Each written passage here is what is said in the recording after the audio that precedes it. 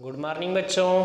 आज हम लोग क्लास 12th का फर्स्ट लेसन ठोस अवस्था यानी सॉलिड स्टेट पढ़ेंगे। देखिए बच्चों, इससे पहले जो हम लोग क्लास 11 में जो है एक लेसन पढ़े थे द्रव की अवस्था, और द्रव की अवस्था में जो है हम लोग ये पढ़े थे कि पदार्थ जो होते हैं उसकी जो है 3 अवस्थाएं होती है, जिसमें पहला जो है ठोस अवस्था, दूसरा गैस अवस्था और तीसरा जो है द्रव अवस्था। इसमें से 2 अवस्थाओं के बारे में जो है हम लोग क्लास 11th में पढ़ चुके हैं। एक जो है द्रव अवस्था के बारे में हमने पूरा अध्ययन कर चुके हैं, और एक जो है गैस अवस्था के बारे में भी हम जो है क्या कर चुके हैं, पूरा अध्ययन क्लास 11 में कर चुके हैं। अब ठोस अवस्था जो है इसके बारे में हमको जानना है। क्लास 12th का जो है पहला लेसन है, और यहीं से आज हम लोग जो है क्लास 12th का शुरुआत करेंगे। तो देखिए, इसमें जो है सबसे पहले हम देखेंगे ठोसों की विशेषताएं, यानी ठोस पदार्थ जो होते हैं, ठोस पदार्थों में क्या विशेषता होती है ठोस पदार्थों की। देखिएगा, ठोस पदार्थ जो होते हैं यह दृढ़ होते हैं।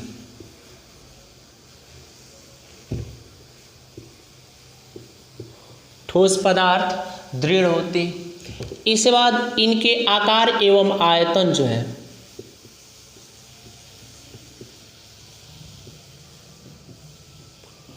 आयतन निश्चित होते हैं। इसके बाद ठोस पदार्थ जो होते हैं इनका घनत्व जो है द्रव और गैस की अपेक्षा अधिक होता है। इसके बाद ठोस पदार्थ जो होते हैं ये असंपीड्य होते हैं।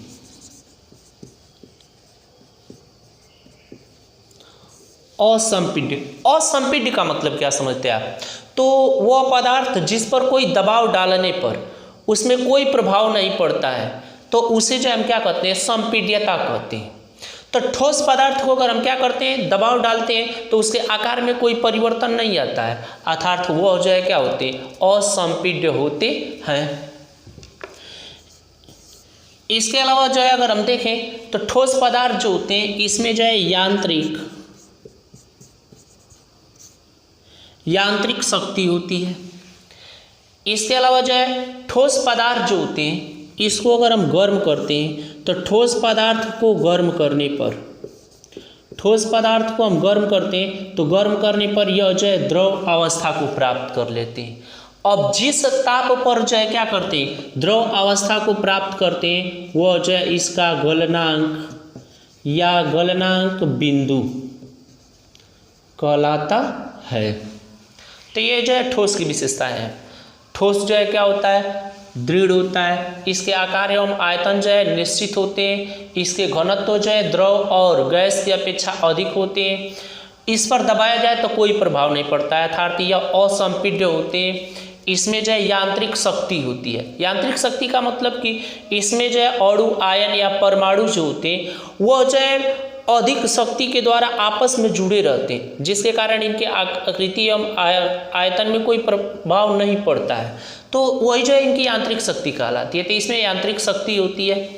अब यह जो होते हैं इनको गर्म करने पर द्रव अवस्था को प्राप्त कर लेते हैं, लेकिन जिस ताप पर द्रव अवस्था को प्राप्त करते हैं वह जो है इसका गलनांक या गलनांक बिंदु कहलाता है।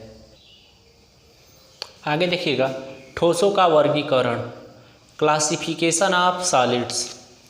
ठोसों को जो है 2 वर्गों में वर्गीकृत किया गया है। एक जो है ठोस की व्यवस्था के आधार पर, यानी इसके कण जो होते हैं उसकी व्यवस्था के आधार पर, और दूसरा जो है अंतराण्विक बल के आधार पर।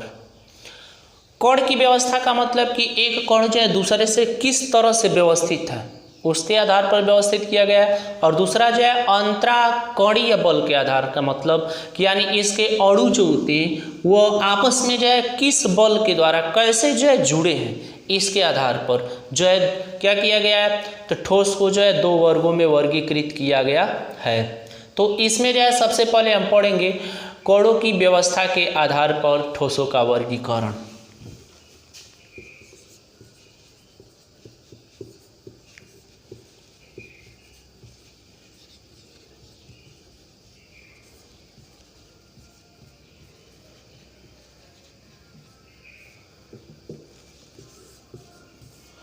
कणों की व्यवस्था के आधार पर।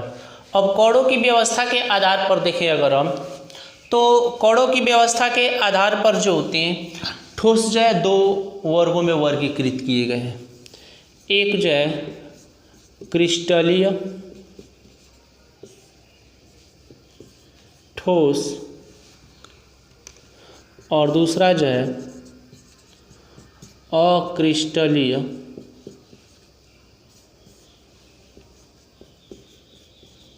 ठोस। क्रिस्टलीय ठोस और अक्रिस्टलीय। अब देखिएगा क्रिस्टलाइन सॉलिड्स यानी क्रिस्टलीय ठोस क्या होते हैं और अक्रिस्टलीय सॉलिड्स या एमार्फस सॉलिड्स जो है क्या होते हैं। तो क्रिस्टलाइन सॉलिड्स या क्रिस्टलीय ठोस वे ठोस जिसके अणु परमाणु या आयन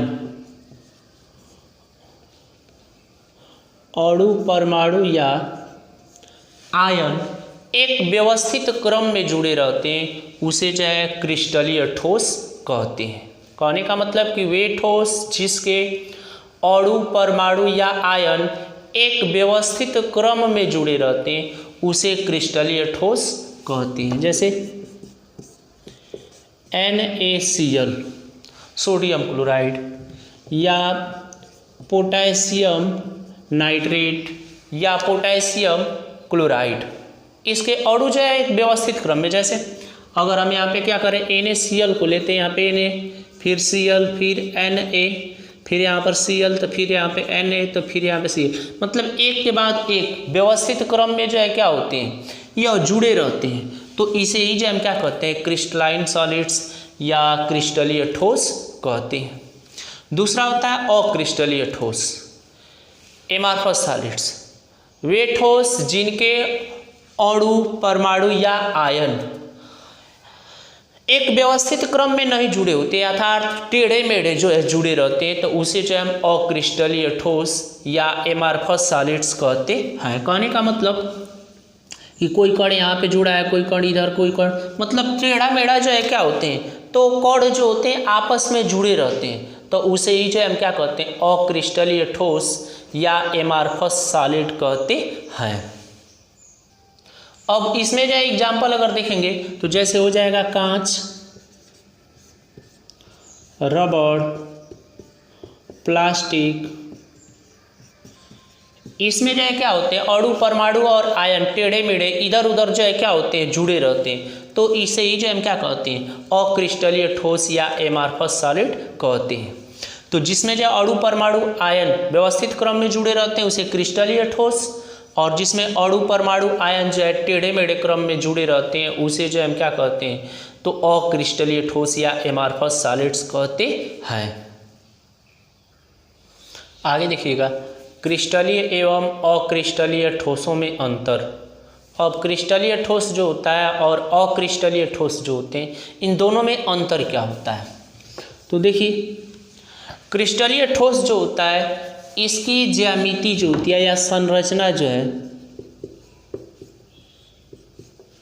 इसकी ज्यामिति जो होती है निश्चित होती है, इसकी ज्यामिति निश्चित होती है। और अक्रिस्टलीय ठोस जो होता है इसकी ज्यामिति जो है अनिश्चित होती है। तो क्रिस्टलीय ठोस की ज्यामिति निश्चित होती है और अक्रिस्टलीय ठोस की ज्यामिति जो है अनिश्चित होती है। इसके बाद क्रिस्टलीय ठोस जो होते हैं इसके कण जो होते हैं वह जो है निश्चित अवस्था में होते हैं, इसके कण जो है निश्चित अवस्था में होते हैं और इसके कण जो है क्या होते हैं अनिश्चित अवस्था में होते हैं। तो कहने का मतलब कि क्रिस्टलीय ठोस के कण जो है निश्चित अवस्था में होते हैं और अक्रिस्टलीय ठोस के कण जो होते हैं यह जो है अनिश्चित अवस्था में होते हैं। इसके बाद क्रिस्टलीय ठोस जो होते हैं इसके गलनांक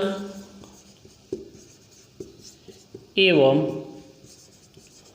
क्वथनांक गलनांक एवं क्वथनांक जो है उच्च होते हैं। गलनांक एवं क्वथनांक जो है क्रिस्टलीय ठोस के उच्च होते हैं और अक्रिस्टलीय ठोस जो होते हैं इसके जो है गलनांक एवं क्वथनांक जो होते हैं वह जो है निम्न होते हैं। इसके बाद क्रिस्टलीय ठोस अगर देखा जाए तो इसमें जो है विषम दैशिकता पाई जाती है। विषम दैशिकता पाई जाती है और इसमें जो है सम दैशिकता पाई जाती है। अब यहाँ पे दो नए शब्द मिल रहे हैं, विषम दैशिकता और सम दैशिकता।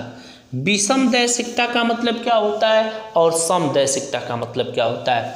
तो जब क्या होता है क्रिस्टलीय ठोस जो होते हैं उनके कण जो होते हैं वह प्रकाश के समान गुण को प्रदर्शित नहीं करते हैं तो उसे जो है विषम दैशिकता कहते हैं। क्या कहते हैं? विषम दैशिकता। कहने का मतलब कि क्रिस्टलीय ठोस के कण जो होते हैं जब प्रकाश के समान गुण को प्रदर्शित नहीं करते हैं तो उसे जो हम विषम दैशिकता कहते हैं।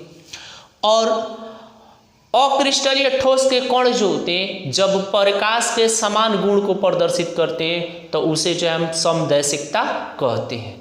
तो अक्रिस्टलीय ठोस के कण जब प्रकाश के समान गुण को प्रदर्शित करते हैं समदैशिकता, और क्रिस्टलीय ठोस के कण जो होते हैं जब प्रकाश के समान जो गुण को प्रदर्शित नहीं करते हैं तो उसे जो हम क्या कहते हैं विषम दैशिकता कहते हैं।